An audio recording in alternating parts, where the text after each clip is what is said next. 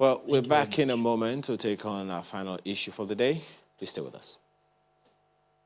Declare Oluwarotimi Odunayo Akeredolu, Senior Advocate of Nigeria, as the winner and is hereby returned elected.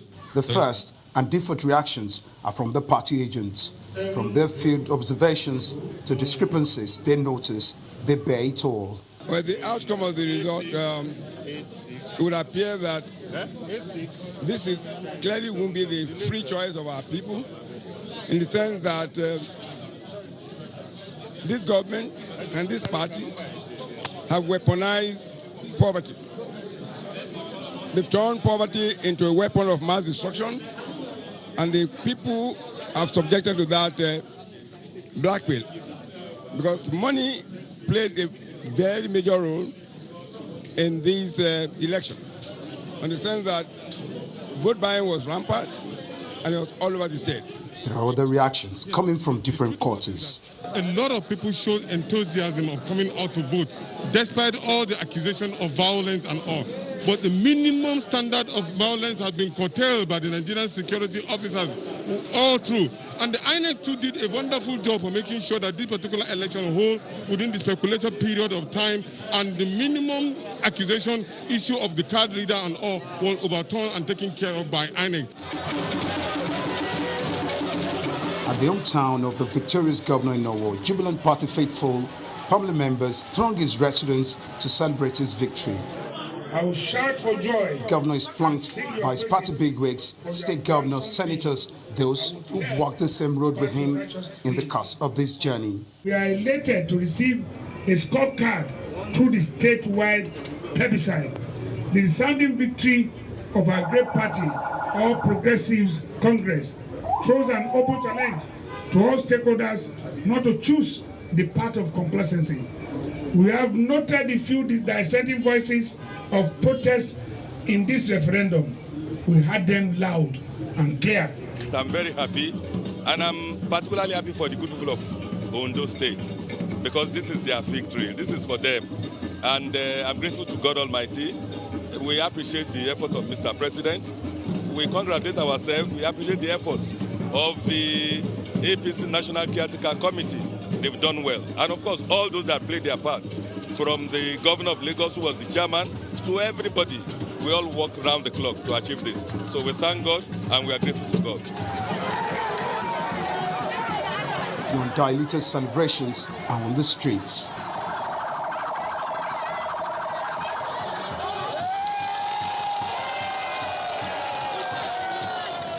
After months of campaigns and sometimes heightened political tension, a winner has been declared in the Ondo State governorship election, and that is the incumbent governor, Rotimi Akeredolu.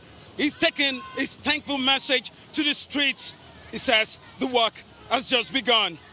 Dare Idowu, Channels Television News. Well, that work continues here in the studio as we take a look at that election in Ondo State. It had been a long time coming, the build-up, the electioneering, the campaign, and all that. And this morning we have joining us Samson Etodo, who is the ED of YIAGA Africa. Good morning, Samson. I know you have given your preliminary findings about that report. Good morning. But just to delve into that further, what can you tell us about what we just saw in Ondo State? Well, thanks. What we saw in Ondo State is an improvement from the Edo elections, where INEC improved on logistics deployment for the elections. We also saw a situation where, in a very competitive election of this nature, the pre-election environment that was fraught with all forms of violence wasn't, the case on the day of election. And so what that suggests is all the entreaties and all the attempts to neutralize the threats of violence was effective, including, the peace accord that was signed into by the parties. And so we didn't record, widespread violence, although there were some attempts to disrupt the elections. But it was nipped in the bud. The second point is also the fact that the Ondo people have decided who their governor will be. Yesterday, YIAGA Africa released our PVT data, and the results declared by INEC falls within, our margin of error. And so the votes as declared by INEC is a reflection of the ballot cast. And so that election or the results should be trusted by the candidates. There are some shortfalls or what you call blind spot or drawbacks on the election. And it's the fact that the vote buying that we saw in this election, it's quite disturbing. And if Nigeria needs a national campaign and a national discussion around vote buying, where elections are determined by the highest bidder and the highest spender, makes a mockery of our democracy, it diminishes human dignity, but most importantly, it also questions, the legitimacy of electoral outcomes. Because in Saturday's election, votes were traded for between 1,000 and 7,000 in the state. There were some logistics hiccups, even though INEC improved. If you compare Edo to Ondo, as at 7:30 a.m. In Edo, polling officials only arrived in about 38% of polling units. But in the Ondo election, as at 7:30 a.m., in 77% of polling units, INEC officials had arrived. And if you look at the commencement time, and so there is some improvement with respect to logistics.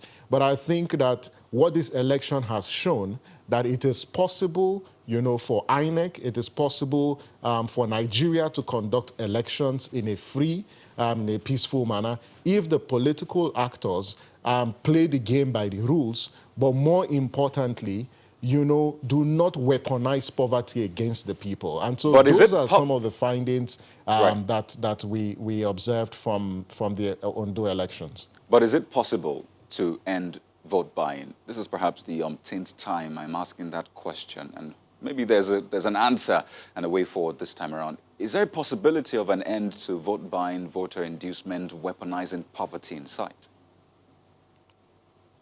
Well, there is an end to it. Kayode, what's disturbing is the level of impunity of political actors who engage in this illegal and corrupt act. You go to polling stations, and polling stations have become marketplaces where, in the full glare of security agencies who are deployed to the polling station, people are just buying votes, and nobody is reprimanding them and arresting them. What that tells you is it appears we've accepted this as a norm as part of our electoral process, and it's very, very sad. Now, vote buying or this menace is actually a governance problem. It's an indictment on the political class that they failed, to lift people out of poverty, to provide what you call those dividends of democracy. And so they make every attempt to use that against the people. The second point is we cannot just legislate our way out of vote buying. If we don't lift people out of poverty, if people do not have food to eat, if people don't have jobs, the politicians will continually use this. So for as long as governance does not deliver to the people, for as long as the people are subjected to abject penury and poverty, this menace would remain in our electoral process. It sounds to me its best, as though, to reconfigure the polling units. But it has not in any way stopped the politicians from deploying party agents to procure votes. The question now is, to me, it sounds as though you're saying, if we don't lift people out of poverty, in fact, that's what you said, we can't end this. And the government has a plan to lift 100 million people out of poverty in 10 years. So I'm thinking, do we have to wait for 10 years to put an end to vote buying? Is that the picture you're painting? No, we don't have to wait. And so we need a multi-pronged approach. The first one is how do we reset the mindset of the political class to approach politics as service and not a do-or-die affair? Because what you see, vote buying is simply a desperation on the part of the political class to procure or secure political power at all costs. The second is also accountability. And we've made the point several times, and not just YIAGA Africa, but other civil society groups, that these electoral crimes happened in the full glare of security agents. How come that they've not arrested or prosecuted anyone? The second point is the EFCC claims to be part of the elections, and it also monitored, vote buying. I was in a polling unit in Ondo where I saw EFCC officials actually come. We're waiting to see whether the EFCC arrested anyone and who is going to be prosecuted for this crime. So you need, accountability mechanisms. You need to strengthen them, and the electoral reform that's ongoing provides that opportunity. But whilst you're talking about, improving the quality of livelihood, improving governance, you need to ensure accountability for those who commit these crimes. But lastly, Nigeria, and I think that, Kayode, the media and civil society have done its best, even INEC, in educating the public on the need to not sell their votes. It is time for political parties to lead this charge. It is time for them to engage in this conversation, because they are the perpetrators. They are the ones who go to the polling stations to buy votes. And so they should lead this campaign against vote buying, else it will diminish our democracy. And the greatest threat is the fact that increasingly